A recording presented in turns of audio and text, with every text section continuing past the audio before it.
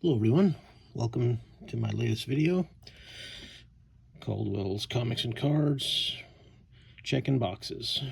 We're just going through every box I've got in the garage, showing you what I've got. It's sort of like a haul video, but difference is everything you see in my haul is available for sale. So if you see something you like, let me know in the comments or email me. Or for those of you that know me, you can text me. I've gotten quite a few sales through prior customers from the store.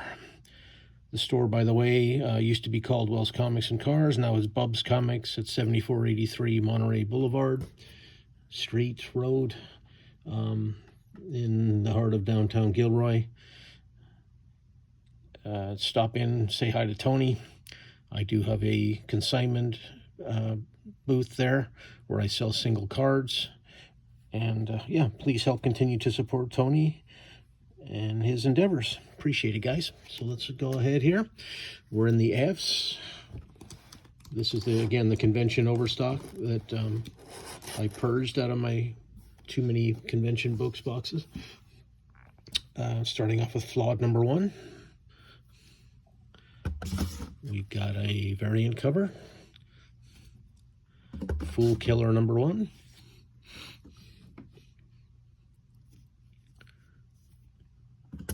Number 3. Number 4. Number 5. 6. 7. Number 8. Spidey on the cover. Number 10. That's a fairly complete run. If anybody wants the, you can make me an offer on the whole lot. I'd be glad to work out a deal for you. Fish Police. I guess this was a cartoon back in the 90s. I'm sure I knew that at some point. That's number 1. Number 2, this is the Marvel version. This was published by, self-published way before this, back in the 80s. Before he got a television deal and was bought by Marvel. 4. Okay. Oh, these are out of order. We've got a 5 Ghost number 6. Really nice cover. Number 7. Harkening back to the old swashbuckling Errol Flynn movies. Got an X-Mutants number 1. This early Ron Lim. I think this is the 2nd volume, and Ron Lim, I think this is Mitch Bird, somebody who was very heavily influenced by John Byrne. I don't think it's Ron Lim. Exorcist Never Die, number 2. Never did get around to reading that series. Eureka, number 1 from Boom. Number 2. Number 3. Empty Zone, Conversations with the Dead by Jason Alexander.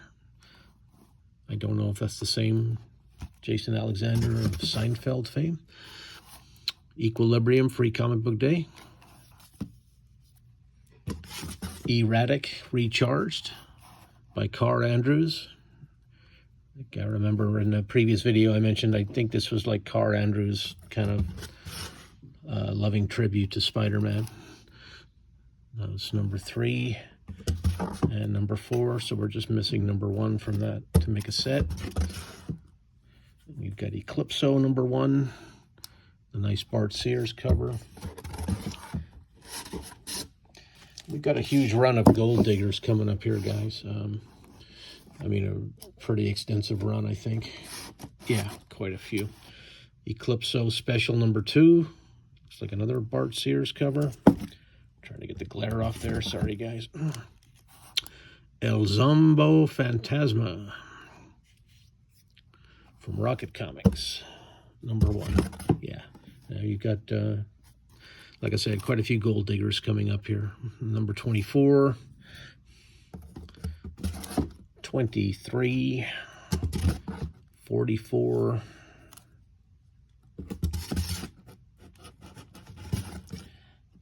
46, 47, 48, 51, 53, 54, 56, 58,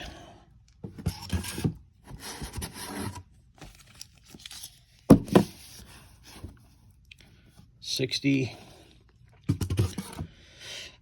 61, 62, 64, 65, 69, 70, 71. It's like American manga, basically.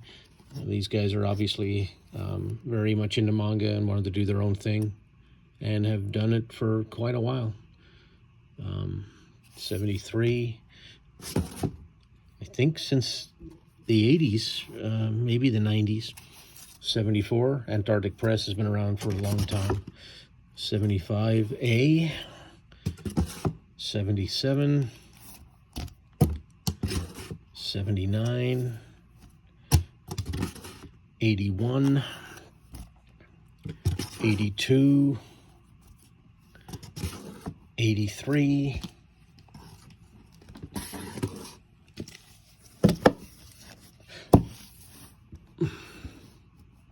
84, 85, 86, 87, 88, Gold Digger Annual number, don't see a number.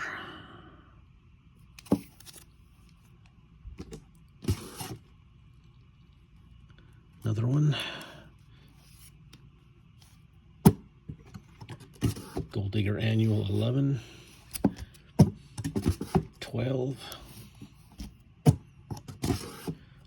Gold Digger Edge Guard number 1.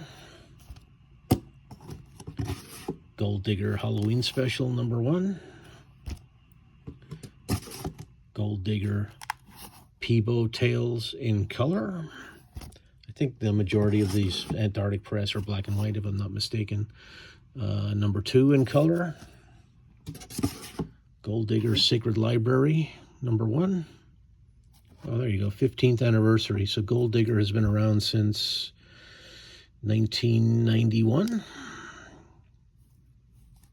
I think it's still going, if I'm not mistaken. Or maybe it's Ninja High School that's still going.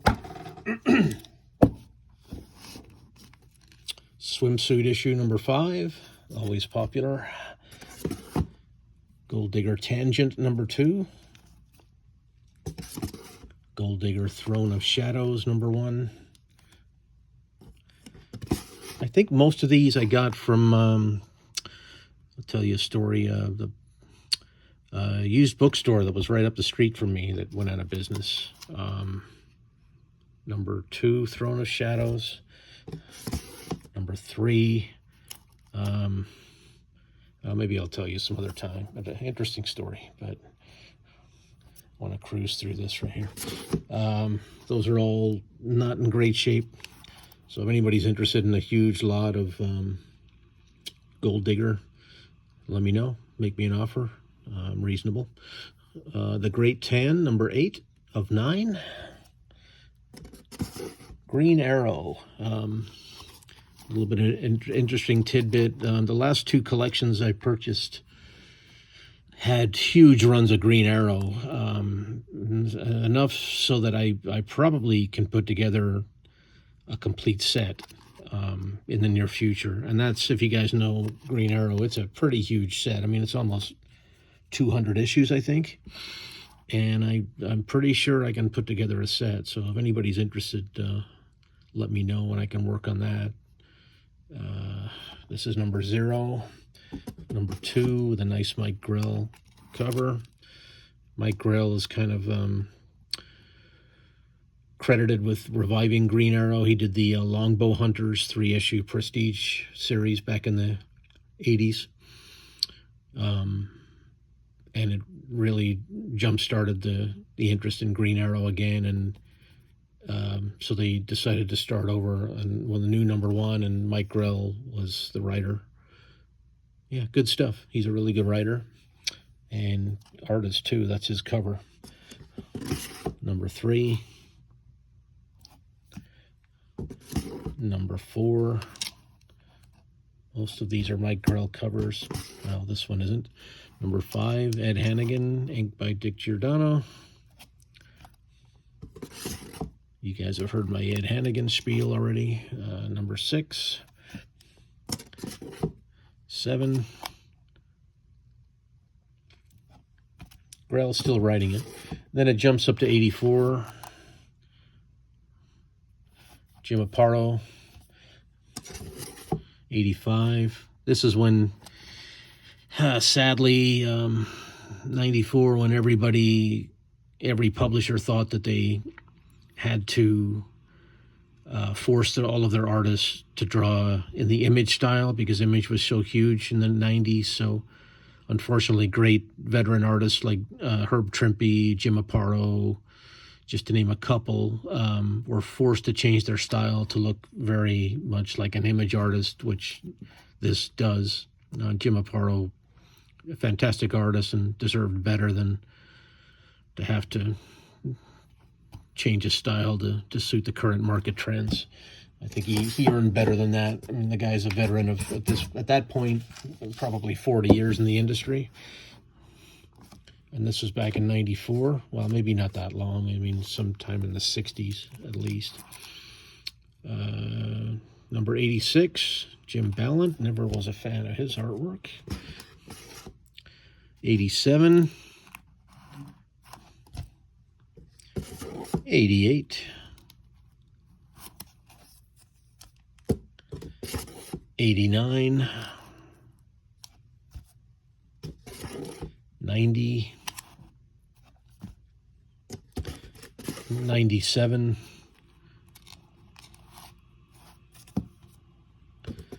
103 with a nice J.H. Williams cover, I believe. See if I can find a signature on here. Yeah. I don't see it, but I'm pretty sure that's him. 110 with the Green Lantern, Green Arrow 87 homage, the great Neil Adams cover that introduced, I'm pretty sure was the first John Stewart. 111. DiMaggio, I always liked his stuff. 123. It's a DiMaggio cover. 126.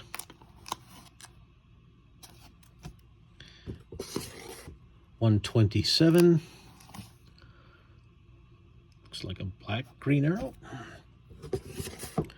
128. 136.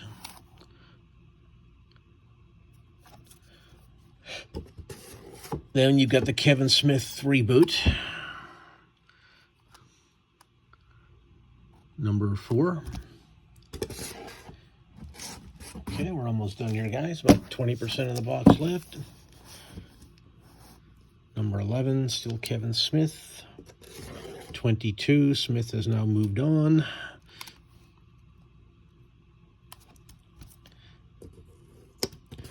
27. 30. These might be Matt Wagner covers, I'm not sure. 56. Oh, Ron Garney. I like his stuff. Green Arrow, The Wonder Years, #4. This was a 4-issue miniseries. Excuse me. Written by Mike Grell and drawn by legendary Gray Morrow. Got some Zenescope. Grimm Fairy Tales April Fool's Edition. Looks like a Beauty and the Beast cover. Hamster Vice #1. This is when everybody and his brother was trying to cash in on Teenage Mutant Ninja Turtles. They did their own kind of rip-off. Adolescent Radioactive Black Belt Hamsters is another one. Hamster Vice. There were a few. Hamster Vice #5. Panya, the Mummy's Curse from the World of Hellboy. #4. DC's reboot of the House of Mystery. #30. Love to read these. We've got Ultimate Iron Man #3. We've got Ultimate Iron Man #5. Looks like an Andy Kubert cover. We've got JLA #27 by Mark Millar. Nice. Did not know he did this series.